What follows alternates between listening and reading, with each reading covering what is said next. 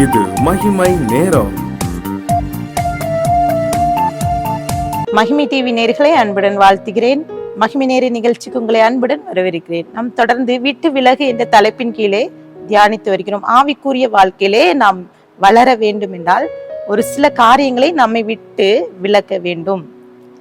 இன்றைக்கும் ஒரு காரியத்தை நம்ம விட்டு விலக வேண்டும் என்று சொல்லி நான் பார்க்கிறேன். நீதிமொழிகள் 9:6 பேதைமையை விட்டு விலகுங்கள், அப்பொழுது பிழைத்திருப்பீர்கள், புத்தியின் வழியிலே நடவுங்கள் என்று விளம்புகிறது. பேதமையை விட்டு விலகுங்கள். பேதமை கெடுதியானதை கை கொண்டு வருதல், எது நன்மை எது தீமை என்று அறியாதபடி செயல்படுகிற தன்மை. சில நேரங்கள்ல சில மனுஷங்க பார்த்து சொல்லுவாங்க, பேதையா இருக்கான்னு. எது நல்லது எது கெட்டதுன்னு தெரியல. சிலர் பாத்தீங்கன்னா கெடுதியான எண்ணத்தோடு பேசுவார்கள், பழகுவார்கள். பேதமை. இப்படிப்பட்டவர்களை விட்டு விலகு. இங்கே தாவீதை குறித்து அங்கே குறிப்பிடப்பட்டிருக்கிறது. 1 சாமுவேல் 18:14-15 தாவீது தன் செய்கையில் எல்லாம் புத்திமானாய் நடந்தான் என்று பார்க்கிறோம். அந்த அதிகாரத்துல பார்த்து அவன் புத்திமானாய் நடந்தான். அவன் மகா புத்திசாலித்தனமாய் நடந்ததுனால சவுல் மன்னன் பார்த்து அவனுக்கு பயப்படுறான். தாவீதுக்கு சவுல் மன்னன் பயப்படுறான். இன்றைக்கும் கூட சில நேரங்கள்ல நாம் புத்திமானாய் நடக்கும்போது நமக்கு எதிரியாக இருப்பவர்கள் நம்மை கண்டு பயப்படுவார்கள். இங்கே தானியேலை குறித்து குறிப்பிடப்பட்டிருக்கிறது. அவன் ஞானம் நிறைந்தவனாய், உண்மை உள்ளவனாய், கர்த்தருக்கு பக்தி உண்மை உள்ளவனாய் இருந்தான். அவனை சுற்றி இருக்கிற எதிரிகள், அவனை சூழ்ந்து இருக்கிறவர்கள் அவனை எப்படியாவது அவனை முகாந்திரப்படுத்தி குச்சப்படுத்தி அவனுக்கு முகாந்திரம் தேடுறாங்க, எப்படியாவது அவனை அழிக்கணும். ஆனால் அவனை ஒரு குற்றமும் அவனை சொல்லாத அளவுக்கு அந்த அவனுக்கு விரோதமாய் எழுந்தவர்கள் அழிந்து போனார்கள். இன்னும் பேதமை குறித்து இன்னும் சொல்ல வேண்டும் என்றால், வேதாகமத்திலே மொர்தெகாய் ஆமான் அந்த அவருடைய சம்பவம் மிகவும் எடுத்துக்காட்டா இருக்கிறது. மொர்தெகாய் அவன் வணங்கவில்லை என்ற காரணத்தால் ஆமான் பகைக்கிறான். ஆமானுடைய குணாதிசயங்களை பார்க்கும்போது மற்றவர்கள் தன்னை வணங்க வேண்டும் என்று சொல்லி நினைக்கிறான். வசனம் சொல்கிறது, ரோமர் 12:10 கணம் பண்ணுவதில் ஒருவருக்கு ஒருவர் முந்திக் கொள்ளுங்கள் என்று சொல்லி குறிப்பிடப்பட்டிருக்கிறது.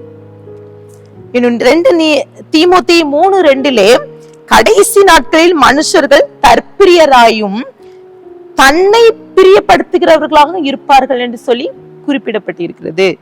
வெளிப்படுத்தல் 13:15 மிருகத்தின் ஆவி தன்னை வணங்க எதிர்பார்க்குமா. அப்போ ஒரு மனிதன் தன்னை வணங்க வேண்டும், இல்ல இன்றைக்கு தன்னை கனப்படுத்த வேண்டும் என்று நினைப்பவர்களிடம் இருப்பது மிருக குணம் என்று சொல்லி குறிப்பிடப்பட்டிருக்கிறது. அப்போ பேதமை, நம்ம கிட்ட இருக்கிற அந்த பேதமையை அகற்ற வேண்டும். இரண்டாவது அந்த ஆமானுக்கு இருந்தது, அவன் எபேசியர் 4:31 சகலவிதமான கசப்பும் கோபமும் மூர்க்கமும் உங்களை விட்டு நீங்க கிடவது என்று சொல்லி குறிப்பிடப்பட்டிருக்கு. இப்போ ஆமான் அவனுக்கு மூர்க்க நிறைந்தவனாய் இருக்கிறான். அவனுக்குள்ள மூர்க்க குணம் இருந்தது. முதலாவது அவன் தன்னை கனப்படுத்தினான், மற்றவர்கள் தன்னை வணங்க வேண்டும் என்று நினைத்தான். இரண்டாவது அவனுக்குள்ளே மூர்க்க வெறி இருந்தது. அவன் மற்றவர்கள் பேச்சை கேட்கிறான். தன்னுடைய மனைவி அவன் தூக்கு மரம் செய்ய வேண்டும் என்று சொன்னதை கேட்டு அவன் செய்கிறான். பிரசங்கி 7:21 சொல்லப்படும் எல்லா வார்த்தைகளும் கவனிக்காதே என்று போடப்பட்டிருக்கிறது. சில நேரங்கள்ல நம்ம பேதமையை பெற்று மற்றவர்கள் என்ன சொல்றாங்களோ அதை கேட்ட ஆண் சொல்லிடுவோம். நமக்கேனும் ஒரு சிந்தனை, தெளிந்த புத்தி இல்லை. இன்னும் எஸ்தர் 3:6 போடப்பட்டிருக்கிறது, மற்றவர்களை அழிக்க நினைத்தான் அந்த ஆமான். யோவான் 10:10 போடப்பட்டிருக்குது, அழிப்பது பிசாசின் வேலை என்று குறிப்பிடப்பட்டிருக்கிறது. இன்னும் மற்றவர்களை பற்றி குறை சொல்றான்.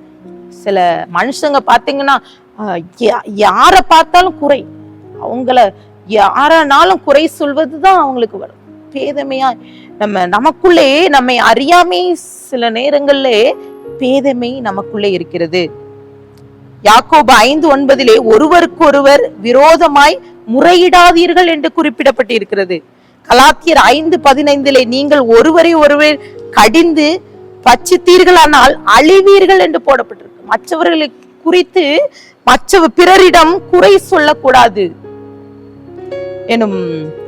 பாத்தீங்க, எஸ்தர் 5:9 உக்கிரம் நிறைந்தவனாய் இருக்கிறான் எனும். எஸ்தர் 5:11 நீங்கள் வாசித்து பார்த்தீர்கள் என்றால் அவனுக்குள்ளாகவே பெருமை பேச்சு இருக்கிறது. சங்கீதம் 12:3 பெருமை பேசும் நாவை கர்த்தர் அறுத்து போடுவார் என்று குறிப்பிடப்பட்டிருக்கிறது. இதெல்லாம் நமக்குள்ளே ஒளிந்திருக்கும் பேதமை. இன்னும் தவறான ஆலோசனை கேட்கிறான். பெருமை, அவன் கூட பெருமை இருந்தது. ராஜா தன்னை தவிர யாரையும் அவன் கனம் பண்ண முடியாது என்று சொல்லி தனக்கு தானே பேசிக்கொள்கிறான். கலாத்தியர் 6:7 மனுஷன் எதை விதைக்கிறானோ அதையே அறுப்பான் என்று சொல்லி அங்கே குறிப்பிடப்பட்டிருக்கிறது. இங்கே ஆமான் அவன் மோர்தேக்காயை அழிக்கணும்னு நினைக்கிறான். அவன் என்ன விதை விதைத்தானோ அவன் மோர்தேக்காக்கு போட்ட தூக்கு மரத்திலே அவன் தூக்கிடப்பட்டான். பிரியமானவர்களே, சில நேரங்கள்ல நாம் பேதைமை விட்டு விலகணும் என்று சொல்லி கர்த்தர் நினைக்கிறார். வசனம் சொல்கிறது, சிம்சோன் கூட அவன் தன்னோடு தேவன் இருக்கிறார் என்று சொல்லி அவன் தீமைக்கு மேல தீமை செய்து அவன் கெடுதியான பாதையிலே சென்று தன்னுடைய வாழ்க்கையை தானே அழித்து விடுகிறான். கடைசியில் அவன் கண்கள் பிடுங்கி போடப்பட்டது. பிரியமானவர்கள், இன்றைக்கு கர்த்தர் நம்மிடம் எதிர்பார்க்கிற காரியம் பேதைமை விட்டு விலகுங்கள். நம்ம சில நேரங்கள்ல என்ன செய்யணும், புத்திமானாய் நடந்து கொள்கிறோம் என்று சொல்லிக்கொண்டு சில நேரங்கள்ல தவறு செய்கிறோம். நமக்குள்ள பெருமை இருக்கிறது, நமக்குள்ள மூர்க்கங்கள், கோபம், வைராக்கியம், இப்படிப்பட்ட காரியங்கள் நமக்கு இருக்கும்போது நாம் பேதைமையிலே நடக்கிறோம்.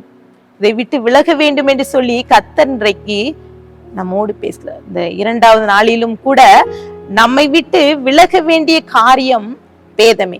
அதை விட்டு விலகுவோம். கர்த்தர் நம்மை அளவில்லாமல் ஆசீர்வதிப்பாராக. கண்களை மூடி ஜெபிக்கலாம். அன்பின் பிதாவே, ஸ்தோத்திரிக்கிறோம். எங்களோடு பேசியிருக்கீங்க. எங்களுடைய வாழ்க்கையில கூட ஆவிக்குரிய வாழ்க்கையில நாங்க இன்னும் வளரணும்னு நினைக்கிறோம்ப்பா. நாங்க இப்படிப்பட்ட பேதைமை விட்டு விலக எங்களுக்கு கிருபை தாங்க. துதி கன மகிமையெல்லாம் நமக்கு ஏறடிக்கிறோம். மீட்பர் மூலம் கேட்கிறோம் பிதாவே, ஆமென்.